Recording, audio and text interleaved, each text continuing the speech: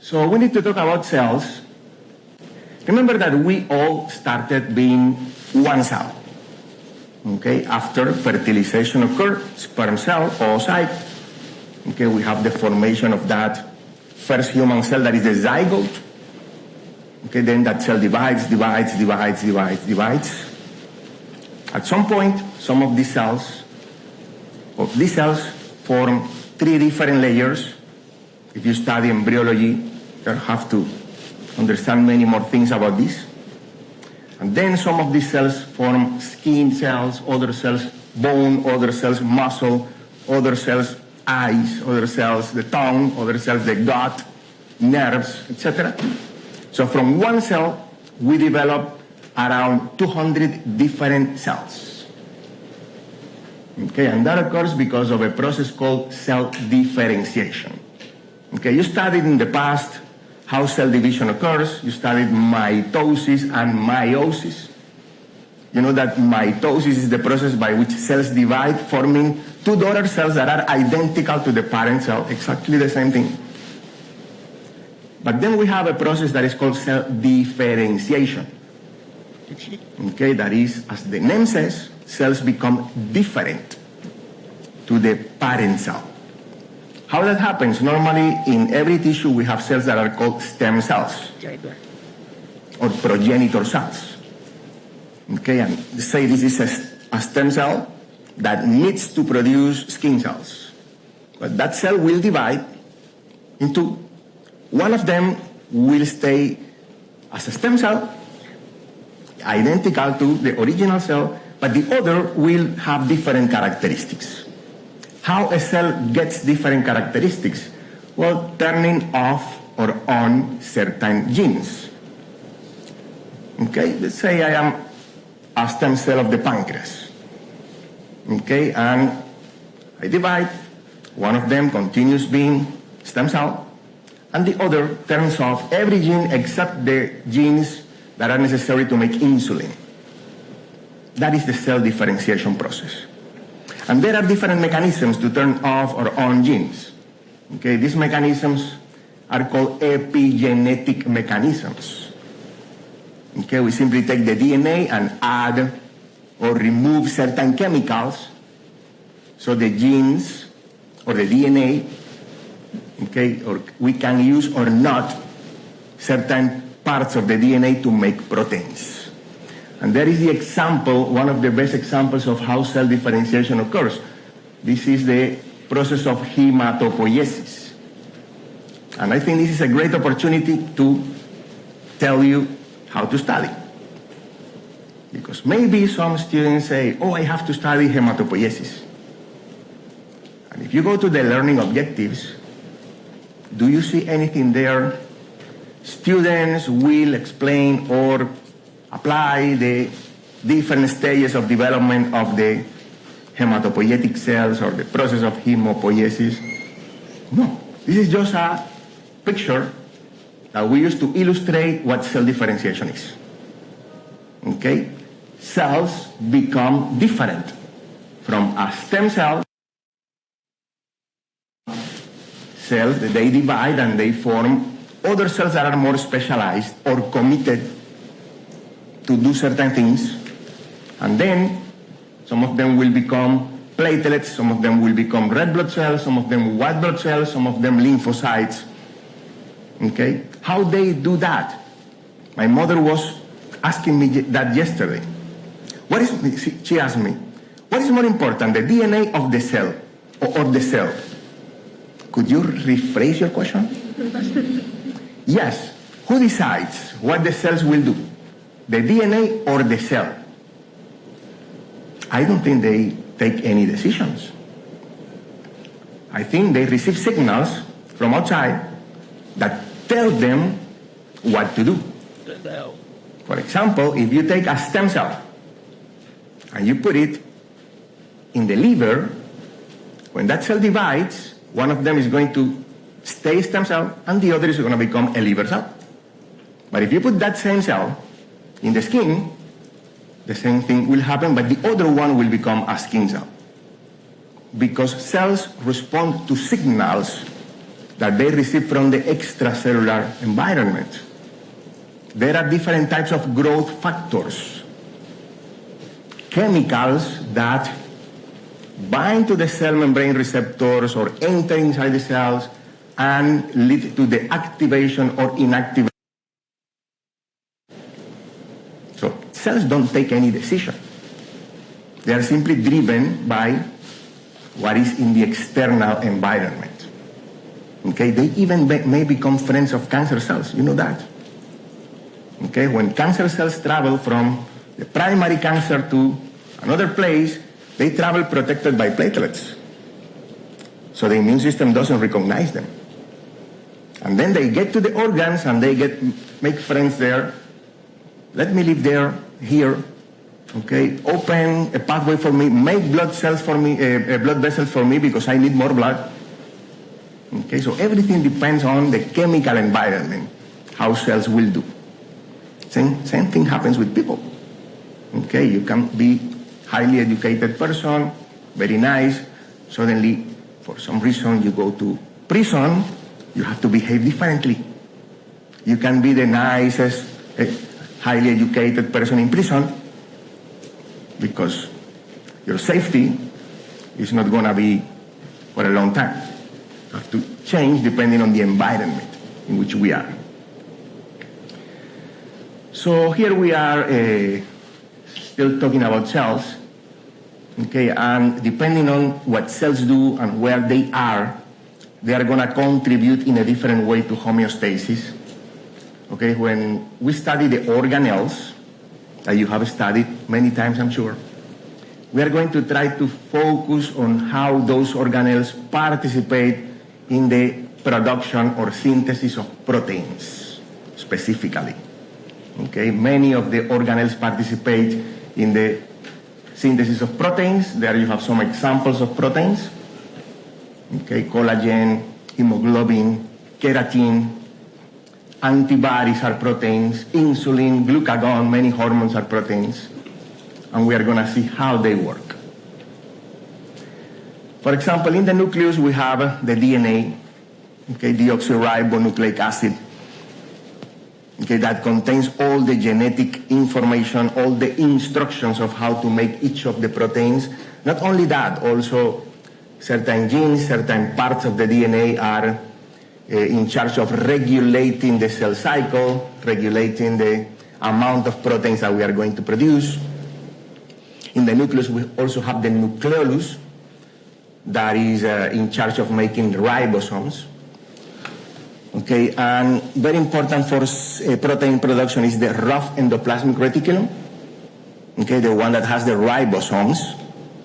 Okay, normally when we are going to produce a protein, okay, we make a copy of a little piece of DNA. Okay, that little copy is what we call messenger RNA. And that messenger RNA is going to travel out of the nucleus to be read, okay, by the ribosomes. Okay, that will use the information in the RNA to make a protein. And endoplasmic reticulum is the one that makes certain proteins that, for example, are going to be exported or are going to be used in the lysosomes. But there are also free ribosomes in the cytoplasm that make other proteins. The endoplasmic reticulum also participates in the folding of proteins. When proteins are made, they are a long chain of amino acids. Then we have to fold them properly so they work as they are supposed to. If they are misfolded, they have to be destroyed and recycled. Then we have the Golgi. The Golgi provides further modifications to the proteins, adding certain chemicals. For example, they can add carbohydrates. That is called the glycosylation of the proteins. They can add phosphate groups. It's called phosphorylation. And then the Golgi, as you have studied before, is the one that kind of makes the delivery, packages, sorts the proteins to different destinations. The Golgi adds some signals so the proteins know where they should go: cell membrane, lysosome, nucleus, or stay around. Now, the smooth endoplasmic reticulum is very similar to the rough, but it doesn't have ribosomes. This one is in charge of processing lipids, cholesterol, lipoproteins, triglycerides, different compounds that are lipidic in nature, and also detoxifies the cells from toxins, drugs, for example. Different cells will have a different proportion of rough or smooth endoplasmic reticulum, depending on what they do. For example, beta cells in the pancreas that are making proteins, they have more of the rough endoplasmic reticulum. B cells, when they are not activated, they have a very tiny endoplasmic reticulum. Once we activate them and they become plasma cells, they develop a huge endoplasmic reticulum because they have to produce thousands and thousands of antibodies per second. And that needs a huge factory. The cells in the liver, okay, they have more of the smooth endoplasmic reticulum because they are in charge of processing toxins, metabolism of different substances. And the endoplasmic reticulum also stores calcium. Okay, probably you have heard about the sarcoplasmic reticulum in the muscles. Okay, this is the organelle that stores the calcium for muscle contraction. So it has different functions. Lysosomes break down stuff. They have a very acidic environment inside.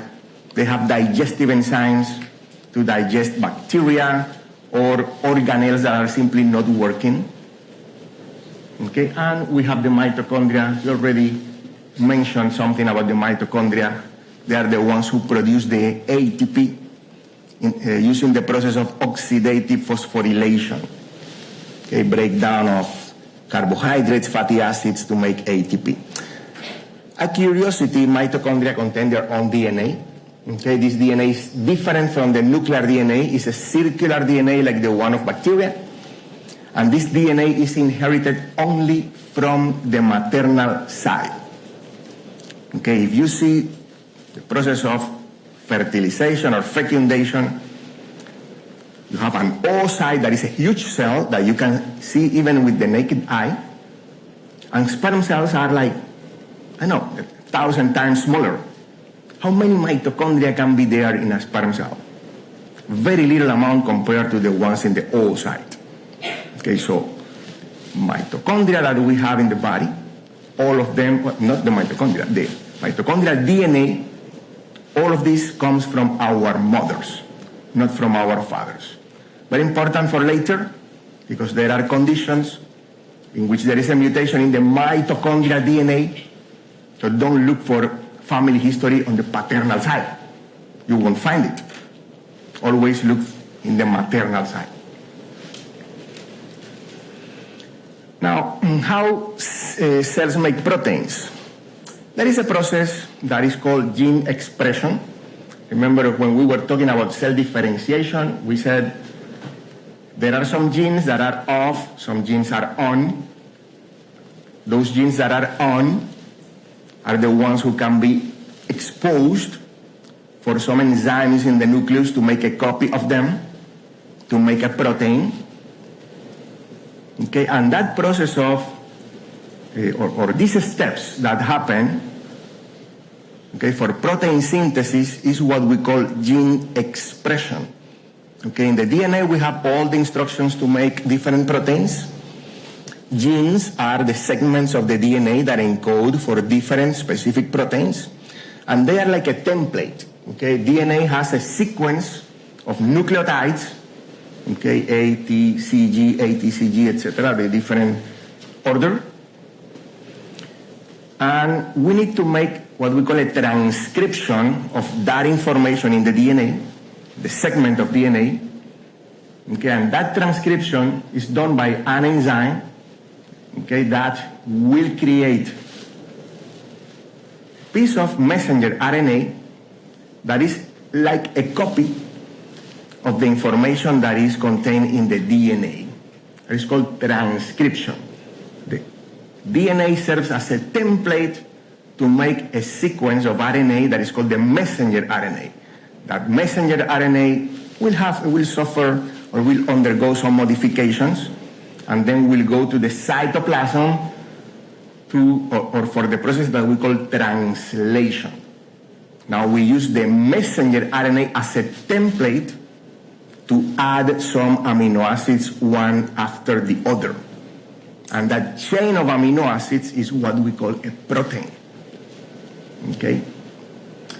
And the ribosomes are the ones who read that information and attach the amino acids together. Who brings the amino acids to the ribosome, okay, in the correct order? Another type of RNA that is called the transfer RNA. It's bringing some amino acids from an amino acid pool until we have the protein. So there you have some slides that give you some information, okay, for just in case you don't have very clear some of these. There we have on the right side what we call the human karyotype. As a species, we have 23 pairs of chromosomes. Okay, 22 of them are called autosomes. Notice they go from the 1 to the 22nd, and the number simply tells you what is the size.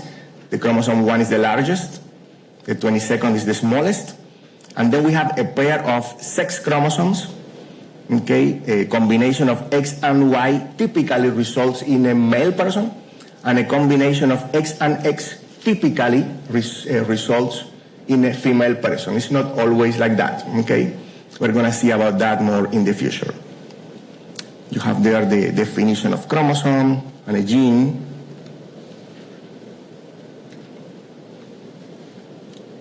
And we are going to continue here, but in the next encounter.